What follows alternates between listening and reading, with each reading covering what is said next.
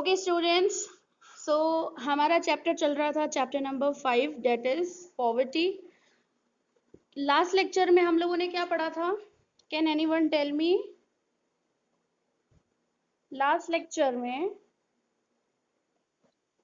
Social reasons and और भी कुछ पढ़ा था। क्या पढ़ा था? Economic factors. So can anyone tell me the list of the economic factors that affects the poverty?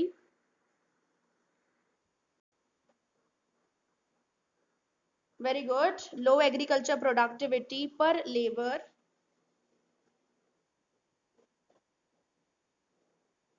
Very good. Unequal distribution of land and property. Next one. Okay, minimal development of small and cottage industry. Okay. Rapid increase in price. Very good. सिर्फ एक ही जना बोलेगा, बाकी सब high rate of unemployment. Very good, very good. Social reasons में कितने थे? Low level of and very good. Okay fine. Low level of development, education and gender inequality. Okay, so आज हम लोगों को कॉजेस का लास्ट कॉजेस देखने अपने को, that can be called as other causes. कुछ और भी चीजें हैं जिसकी वजह से हमारे देश में पॉवर्टी होती है। ओके, सो हम लोगों ने हिस्टोरिकल रीजंस अच्छे से पढ़े थे, कॉजेस ऑफ रूरल पॉवर्टी हम लोगों ने देखे थे, इकोनॉमिक फैक्टर्स हम लोगों ने रीड कर लिए थे, सोशल रीजंस हम लोगों ने पढ़े थे। Now it's time for the other reasons. What are the other reasons that causes the poverty, right? अब मुझे आप बताओ, यहां तक किसी को कोई डाउट है सोशल रीजंस तक ये चैप्टर में? Any doubt related to any point? Anyone? किसी को भी? yes or no?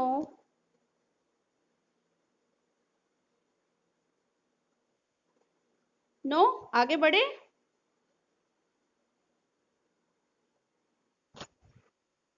Okay fine, चलो ठीक है।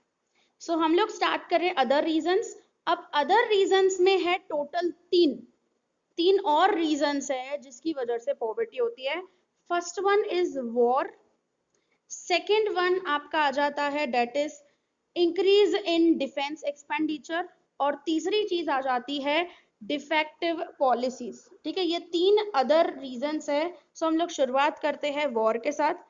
क्या मुझे बता सकता है कि वॉर से पॉवर्टी कैसे हो सकती है? वॉर की वजह से देश में अगर वॉर होते हैं, जैसे first world war, second world war, कब हुआ था? कौन मुझे बता सकता है सेकेंड वर्ल्ड वॉर कब हुआ था? Very good. Okay, so last attack क्या था? कहां पे, कौन से कंट्री में?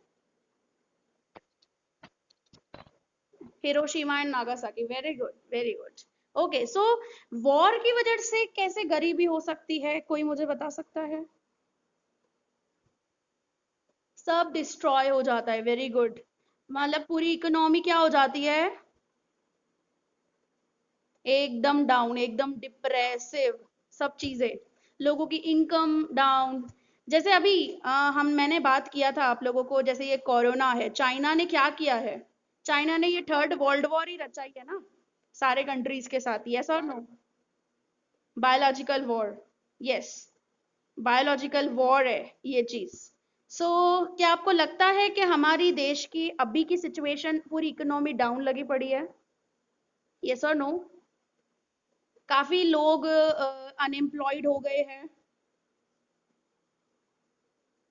एनीवन? ऐसा फील लग रहा है सभी को अभी की जो सिचुएशन? क्योंकि वॉर, आप लोगों ने ये चीज सामने से देखी हुई है।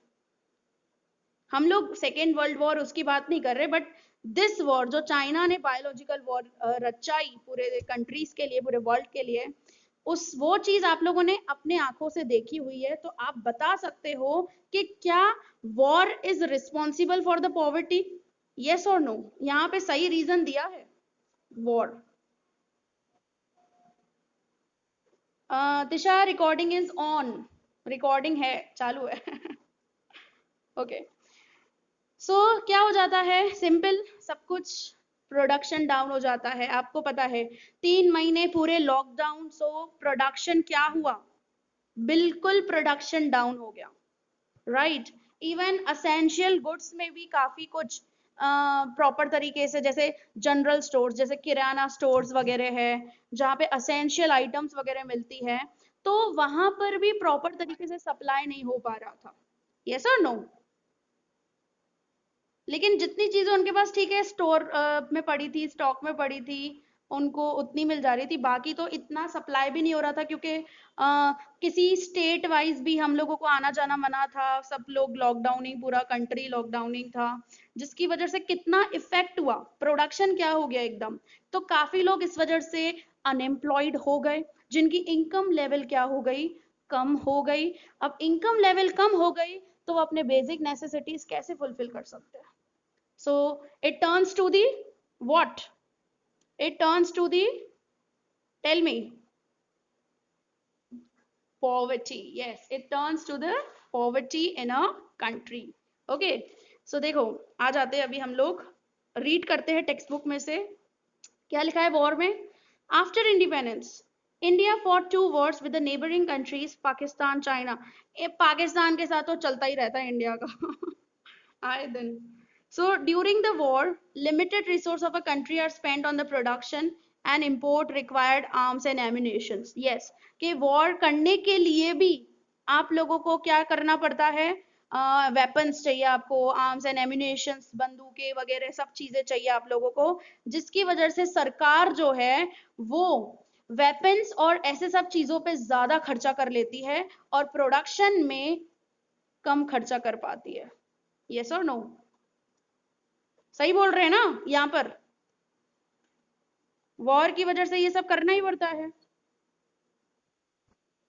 सो दिस रिड्यूसेस, क्या होगा इसकी वजह से, प्रोडक्शन कम हो जाएगा बेसिक गुड्स एंड सर्विसेज का। And during the war, to avoid the scarcity of certain goods in future, people store food grains clothes fuel.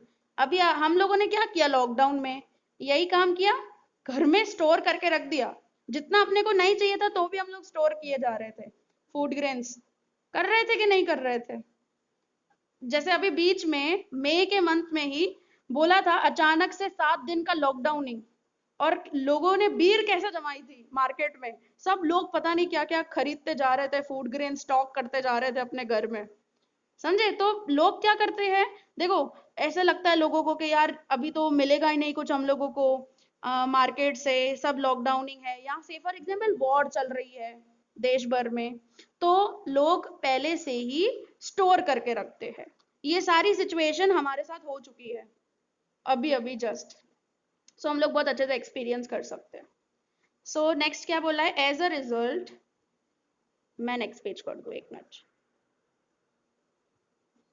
So as a result क्या हो जाएगा, प्राइस इंक्रीजेस रैपिडली, क्योंकि market में धीरे धीरे क्या होती जाएगी, स्कैरसिटी। हुए थे प्राइजेस, राइज हो गए थे, जो मन में आ रहा था वो प्राइस चार्ज करके जनरल स्टोर्स वाले बेच रहे थे। फ्रूट्स के भाव देखो आप, वेजिटेबल्स के आप भाव देखो, जबरदस्त बढ़ते ही जा रहे थे।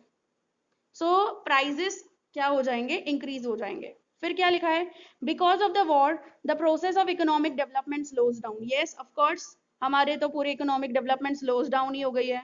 And due to several wars in India development expenditure is reduce. Development expenditure क्यों बोला है, क्योंकि अभी अभी हम लोगों ने आगे देखा कि सरकार, गवर्नमेंट क्या करती है, आर्म्स एम्यूनेशन में ज्यादा खर्चा करती है, प्रोडक्शन रिलेटेड कम कर पाती है।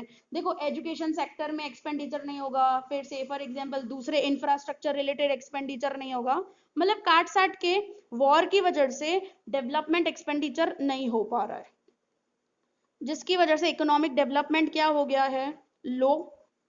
And the problem of price rise takes place, hence poverty increases. देखो सब चीजें साथ में हो रही है, प्रोडक्शन भी down, economic development down, facilities सब डाउन, क्योंकि सरकार भी खर्चा नहीं कर रही है और उधर से लोग भी बेरोजगार है, अनएम्प्लॉयड है, जिनकी इनकम लेवल डाउन, और मार्केट में स्कैरसिटी होती जा रही है, जिसकी वजह से प्राइस राइज होता जा रहा है इकोनॉमी में। देखो खाना थोड़ी छोड़ देंगे लोग, लोग तो उल्टा स्टोर करना स्टार्ट कर रहे हैं, तो जिसकी वजह से प्राइस राइज और भी ज्यादा बढ़ता जा रहा है उसके रिलेटेड।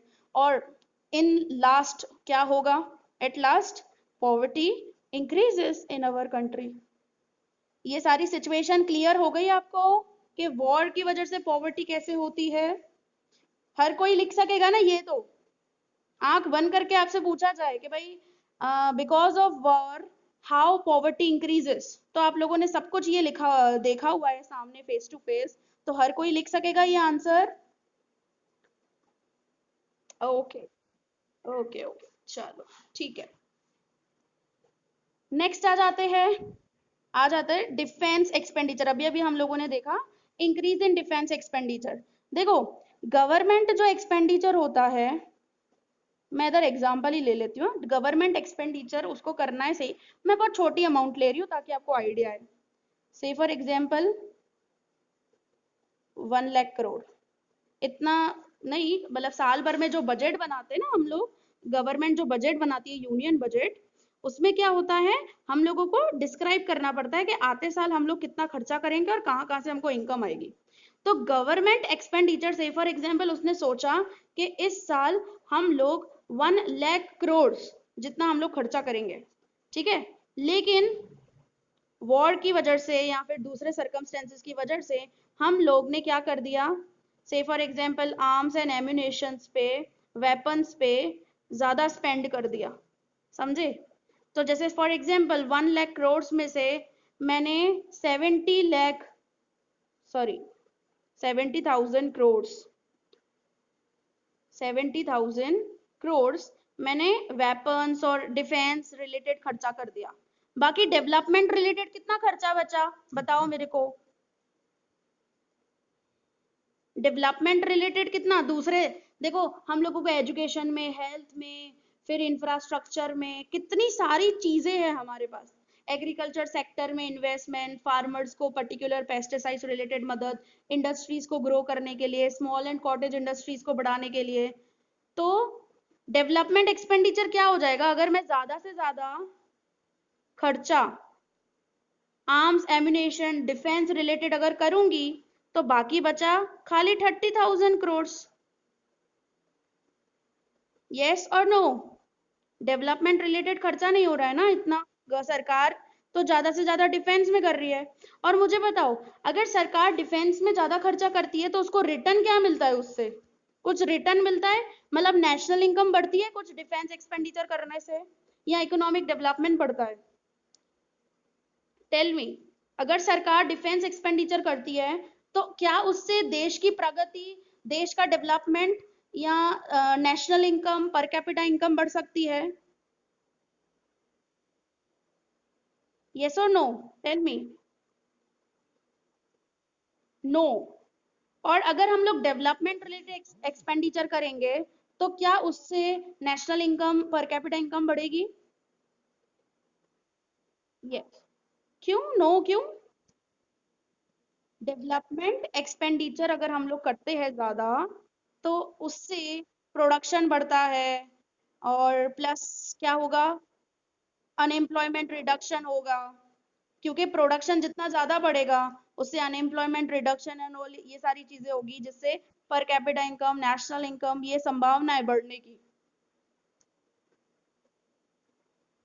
समझे? तो यहाँ पे वही चीज बता रहे एक्चुअली कि अगर गवर्नमेंट डिफेंस एक्सपेंडिचर ज्यादा करेगी तो इससे development, national income, per capita income, ये सारी चीजें तो बढ़नी नहीं है, क्योंकि ये जो खर्चा किया जाता है इसके रिलेटेड हम लोगों को कोई रिटर्न नहीं मिलता है। अगर मैं प्रोडक्शन रिलेटेड करूंगी खर्चा, प्रोडक्शन रिलेटेड खर्चा मतलब लैंड, लेबर, कैपिटल, एंटरप्रेन्योर, तो इनमें से रिटर्न मिलेगा ना। लैंड के ऊपर क्या मिलता है? लैंड के ऊपर क्या मिलता है अपने को रिटर्न? फैक्टर्स ऑफ प्रोडक्शन, हाँ, रेंट। लेबर को वेज। कैपिटल पे इंटरेस्ट। और एंटरप्रेन्योर को प्रॉफिट। हाँ, जो भी हो सकता है, प्रॉफिट और लॉस। तो ये सब क्या हुई? रेंट, वेजेस, इंटरेस्ट, प्रॉफिट, ये सब क्या है? रिटर्न है ना, इनकम है ना देश के लिए। लेकिन डिफेंस से तो कुछ नहीं मिल रहा है। डिफेंस एक्सपेंडिचर क्यों किया जाता है?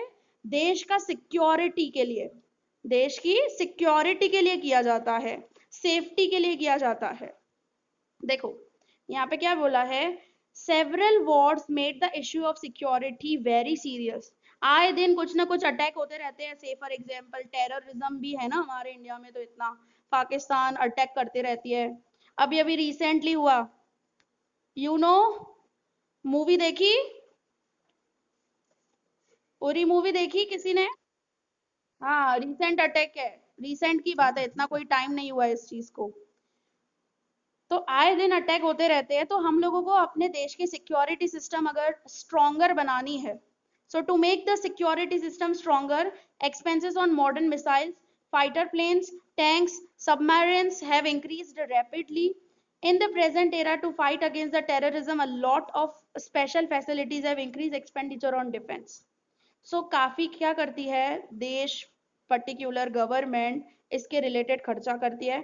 और हमारे इंडिया में और किसके, एक और हमारे यहाँ पे बहुत अच्छा डिफेंस में आया हुआ है।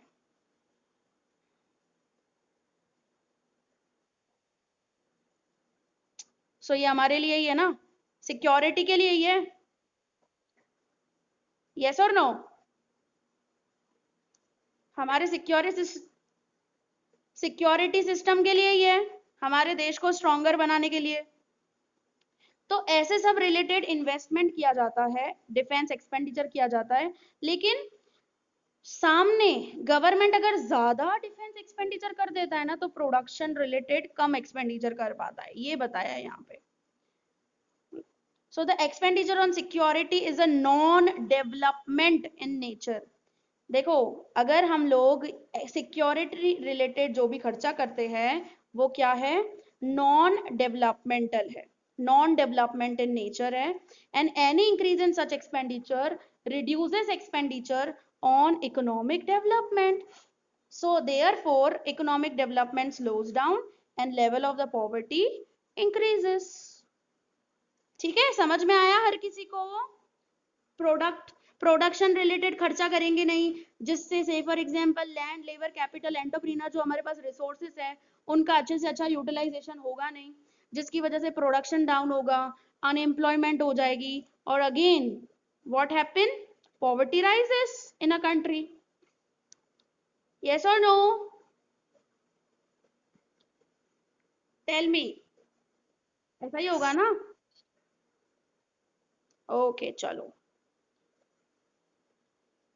नेक्स्ट आ जाता है defective policies.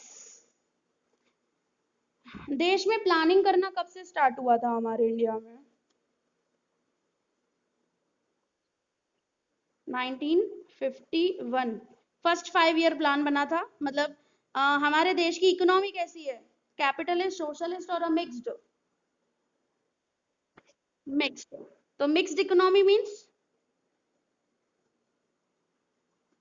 Mixed, public private दोनों को प्रायोरिटी। लेकिन आप मुझे बताओ, हमारे देश में किसको अपॉर्चुनिटीज ज्यादा मिली थी और किसके ऊपर रेस्ट्रिक्शंस रखे गए थे? Tell me. प्राइवेट पे रेस्ट्रिक्शंस रखे थे गवर्नमेंट ने, लाइसनिंग और ये सब कुछ बहुत रखा था, राइट? और इंपोर्टिंग पे भी बहुत सारे टैक्सेस वगैरह रखे जाते थे। और पब्लिक सेक्टर तो जबरदस्त इन्वेस्टमेंट कर रही थी। तो प्राइवेटाइजेशन करने का मतलब क्या था? What is the reason for doing the privatisation? क्यों किया था? आपको पता है प्राइवेटाइजेशन हमारे देश में हुआ था कौन से ईयर में? 1991 में 3 चीजें अपनाई गई थी, लिबरलाइजेशन, प्राइवेटाइजेशन एंड ग्लोबलाइजेशन। तो ये क्यों अपनाई थी हम लोगों ने? हम लोग तो 1951 से कंटिन्यूस 5 ईयर प्लान्स बना रहे थे, तो वो क्या हो गए? फेल हो गए। इतने प्रॉपर तरीके से उससे रिजल्ट नहीं आया, जिसकी वजह से 1991 में हम लोगों को देश भर में नए इकोनॉमिक रिफॉर्म्स लाने पड़े। कोई मुझे बता सकता है कि 1991 में हम इकोनॉमिक रिफॉर्म्स क्यों लेकर आए? What is a reason responsible? India की हालत क्या थी?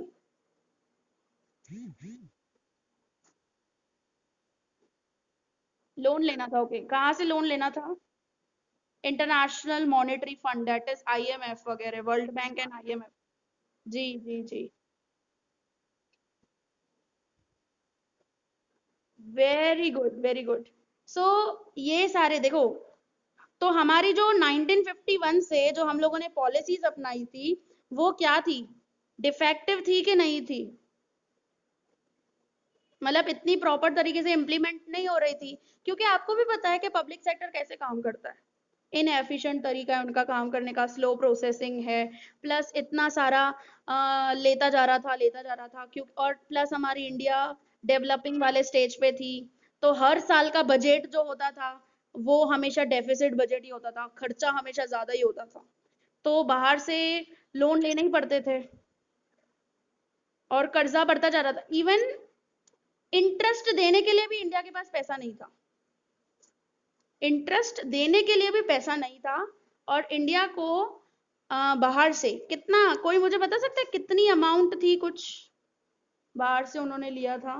प्राइस भी बहुत ज्यादा हो गए थे, हाँ, ये बिफोर 1991 वाला सीन जो है।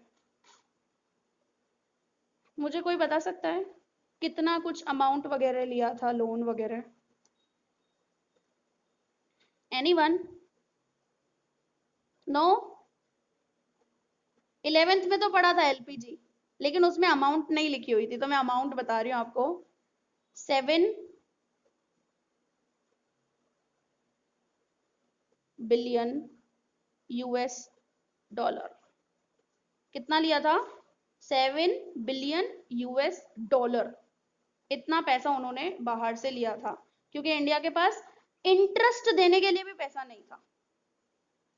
ओके चलो, हम लोग डिफेक्टिव पॉलिसी पढ़ते हैं। अभी देखो, सरकार की अगर पॉलिसी ही गलत होगी, प्लानिंग ही गलत होगी, तो जो भी प्रायोरिटी, जो से फॉर एग्जांपल जो आप सोच रहे हो कि भाई गरीबी देश की हटानी है, बेरोजगारी देश में से हटानी है, प्राइसेस को कंट्रोल करना है, डिमांड को इंक्रीज करना है, प्लस मॉडर्नाइजेशन लाना है, इकोनॉमिक ग्रोथ करना है देश भर में, तो जब आपकी प्लानिंग ही गलत होगी तो आपके ऑब्जेक्टिव्स कैसे अचीव होंगे? जब पॉलिसीज ही आपकी डिफेक्टिव होगी, तो हमारे टारगेट्स कैसे अचीव होंगे? देखो 1951, ये जो 5 ईयर प्लान है ना, उसके 5 बेसिक ऑब्जेक्टिव थे। कौन से? सबसे पहला, इकोनॉमिक ग्रोथ। इकोनॉमिक ग्रोथ करना है, मतलब प्रोडक्शन, जीडीपी, नेशनल इनकम अपने को बढ़ानी है। समझे? इनकम, देश की इनकम बढ़ानी है। दूसरा ऑब्जेक्टिव, दूसरा ऑब्जेक्टिव था मॉडर्नाइजेशन। ठीक है। तीसरा ऑब्जेक्टिव था reduction of poverty and unemployment. और चौथा ऑब्जेक्टिव था सेल्फ रिलायंस, सेल्फ रिलायंट बनना है अपने को। और फिफ्थ ऑब्जेक्टिव था इक्वालिटी। समझे? ये 5 5 ईयर प्लान के बेसिक ऑब्जेक्टिव्स थे, और हर 5 ईयर प्लान में कुछ ना कुछ ऑब्जेक्टिव इसमें से रखा जाता ही था। Economic growth, reduction of poverty, unemployment करना ही करना है अपने को। तो ये एक प्रॉपर तरीके से उन्होंने ऑब्जेक्टिव्स बनाए थे, बट उनकी प्लानिंग करने का जो तरीका था, उन्होंने जो सोचा, जिसके रिलेटेड जो पॉलिसीज बनाई थी, वो इतनी अचीव नहीं हुई, जिसकी वजह से ये जो पर्टिकुलर हम लोगों ने रिडक्शन इन पॉवर्टी और अनएम्प्लॉयमेंट वाला जो ऑब्जेक्टिव रखा था, वो सक्सेसफुली अचीव नहीं हुआ, जिसकी वजह से आज भी हमारे देश में हम लोगों को पॉवर्टी देखने को मिल रही है। समझे? सो आपसे अगर कोई पूछे कि 5 ईयर प्लान के कौन से ऐसे 5 ऑब्जेक्टिव थे, समझे? तो ये आप 5 बता सकते हो, आगे चलकर भी आपको काम आएगा, इसके रिलेटेड आपको पता होना चाहिए कि these are the 5 main important objectives जो रखे गए थे। Clear everyone about this? चलो, क्या लिखा है? For the rapid economic development in India. और आप सभी को पता है जब देश हम लोग आजादी हुई थी हमारी, तो उस वक्त ही हम लोगों का पाकिस्तान एंड इंडिया का सिंपल डिवाइड भी हो गया था हम लोगों का कंट्री। और प्लस बहुत सारे फूड ग्रेन्स हमारे देश में, फूड ग्रेन्स भी इवन नहीं थे हमारे पास, जबकि पॉपुलेशन सामने इतनी थी। फूड ग्रेन्स में आप बताओ, फूड ग्रेन्स हम लोगों को बाहर से अमेरिका वगैरह से हमको इंपोर्ट करने पड़ते थे उस टाइम पर। तो इंडिया ने बहुत सोच समझकर इकोनॉमिक डेवलपमेंट सोचा उसने कि भाई हम लोगों को अचीव करना है। तो फर्स्ट 5 ईयर प्लान 1951 से स्टार्ट हो गया। प्लानिंग कमीशन हम लोगों ने अडॉप्ट की गई थी, और अभी यू नो के प्लानिंग कमीशन का जो नाम है वो रिप्लेस किया गया है, दैट इज क्या रखा गया है प्लानिंग कमीशन का रिप्लेस करके? टेल मी, क्या रखा है प्लानिंग कमीशन का नाम रिप्लेस करके? एनीवन? किसी को पता है? हाँ, इंडिया का। नो, नाबार्ड कैसे? NABARD is a bank for the rural and agriculture development. NABARD is the national bank for the agriculture and rural development. क्या रखा गया? प्लानिंग कमीशन को रिप्लेस करके क्या रखा गया है नाम? सभी लोगों ने सुना हुआ है इसके रिलेटेड। उनके चेयरमैन भी प्रधानमंत्री नरेंद्र मोदी जी ही है।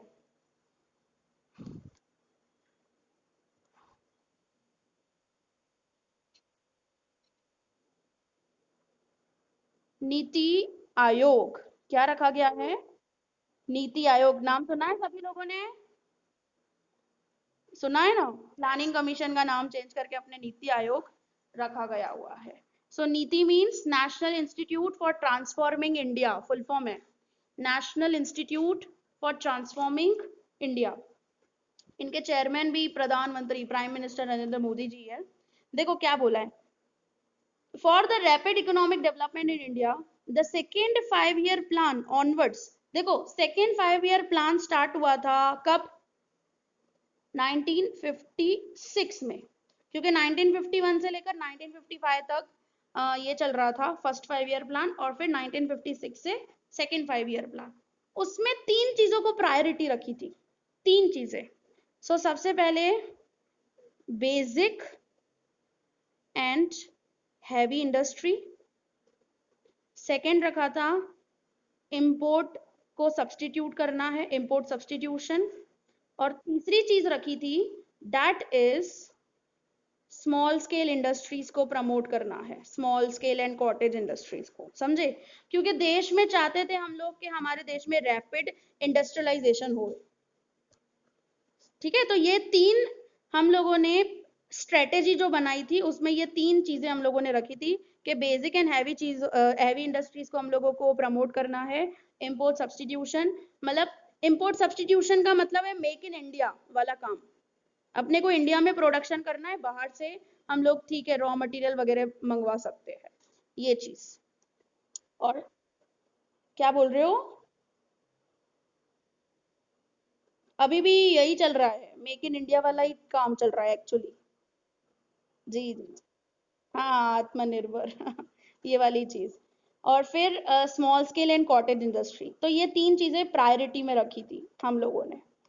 और फिर ग्रोथ रेट भी हम लोगों ने सोचा था कि कितना परसेंटेज, 6% ग्रोथ रेट अपने को चाहिए, ऐसा सब।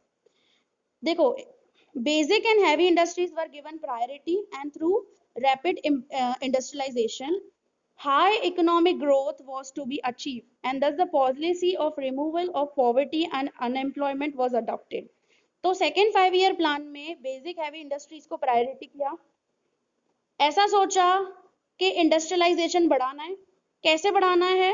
ताकि हम लोग इकोनॉमिक ग्रोथ जो है, इकोनॉमिक ग्रोथ पर्टिकुलर उसको इंक्रीज कर और रिमूवल ऑफ पॉवर्टी और अनएम्प्लॉयमेंट को ऑब्जेक्टिव रखकर हम लोग अचीव कर सके economic development.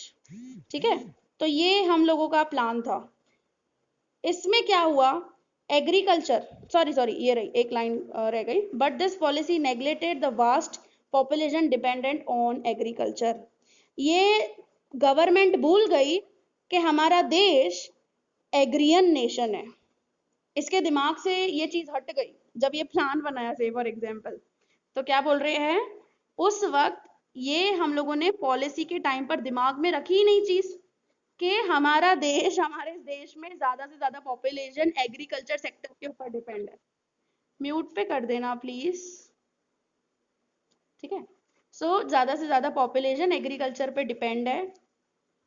Agriculture and small scale cottage industries and small scale industries which give employment and income to the majority of population develop slowly।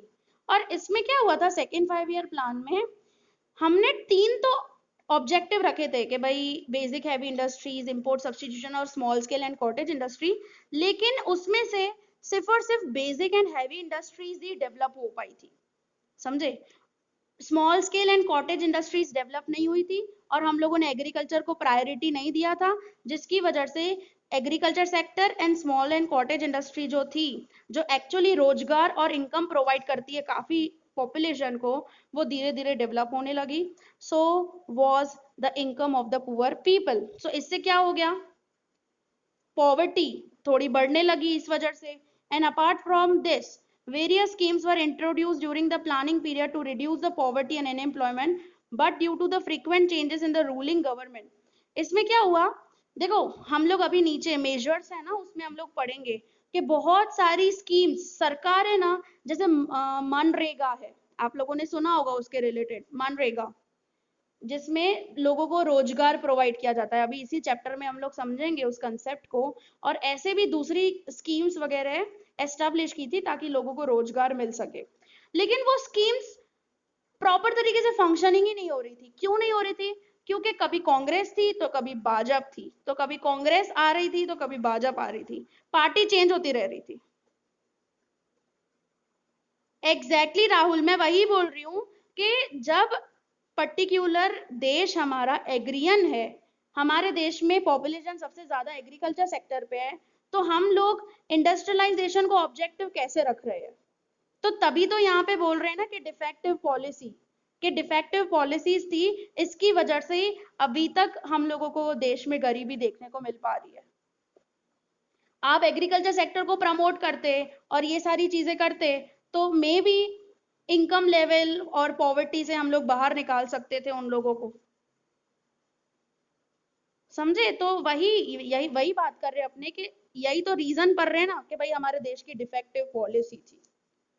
And they lake continue and coordination, क्योंकि देखो आज भाजपा है, फिर कांग्रेस आएगी, फिर कोई दूसरी सरकार आएगी, तो पॉलिटिकल इंस्टेबिलिटी हो जाएगी, और पॉलिटिकल इंस्टेबिलिटी की वजह से कांग्रेस अपनी स्कीम सुनाएगी और भाजपा अपने हिसाब से करेगी।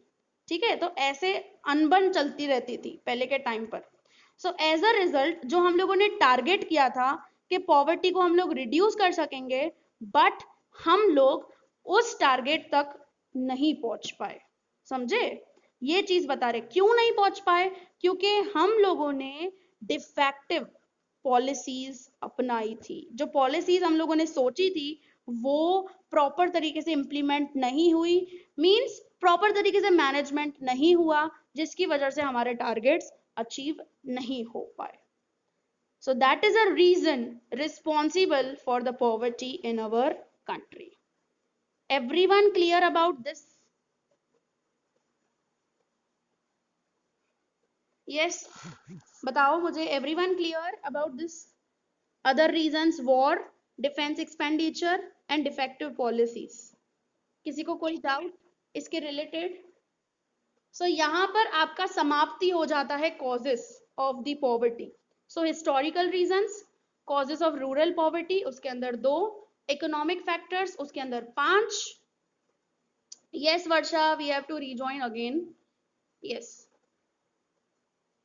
क्योंकि यार आप लोगों का है ना हफ्ते में सिर्फ 2 दिन ही लेक्चर होता है, तो मुझे थोड़ा सा लेना पड़ेगा, बिकॉज हम लोग आखिर इंडियन इकोनॉमिक डेवलपमेंट के साथ डील कर रहे हैं। तो हम लोगों की ऐसी ऐसी बातें होगी और लेक्चर थोड़ा जाएगा इसके रिलेटेड, ठीक है।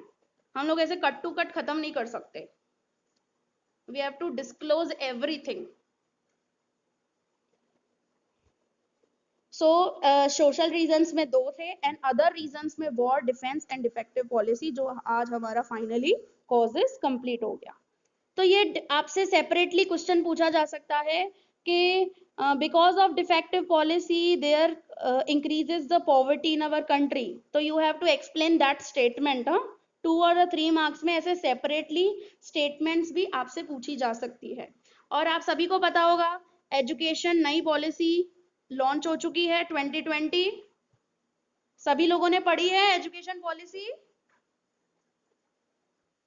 हाँ, जो अल्टीमेटली रिजल्ट करती है सेल्फ एम्प्लॉयमेंट की तरफ, कि इससे लोग जो प्रैक्टिकल वोकेशनल एजुकेशन नहीं दी जा रही थी हम लोगों को, और पूरी के पूरे उसके अंदर वही मेजर्स लिए हैं।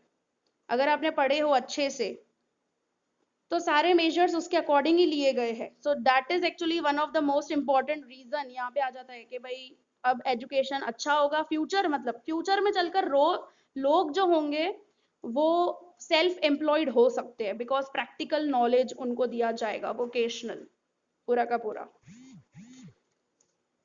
और प्लस जैसे दूसरे कंट्रीज में मैंने आपको बताया था कि कोई भी काम करो, चाहे कारपेंटरी करो, चाहे प्लम्बरिंग करो, चाहे गार्डनिंग करो, छोटे मोटे जो काम आप कर सकते हो, से फॉर एग्जांपल वहां पर इंजीनियर को भी और से फॉर एग्जांपल प्लम्बर या गार्डनर, उनको सेम टाइप ऑफ रिस्पेक्ट दिया जाता है दूसरे कंट्रीज में, जैसे जर्मनी है या दूसरे आउट ऑफ जितनी भी कंट्रीज वगैरह है, वहां पे एजुकेशन पैटर्न ऐसा है। अभी हमारे इंडिया में भी यही चीज है, मोस्टली वही पैटर्न्स अपनाए जाएंगे अभी नेक्स्ट कमिंग ईयर्स में। सो that is very very good policy, बहुत अच्छी पॉलिसी। अभी हाँ, ये पॉलिसी अभी कैसे रिजल्ट लेकर आती है उस पर पता चलेगा अपने को कि वो डिफेक्टिव होगी कि अच्छी होगी।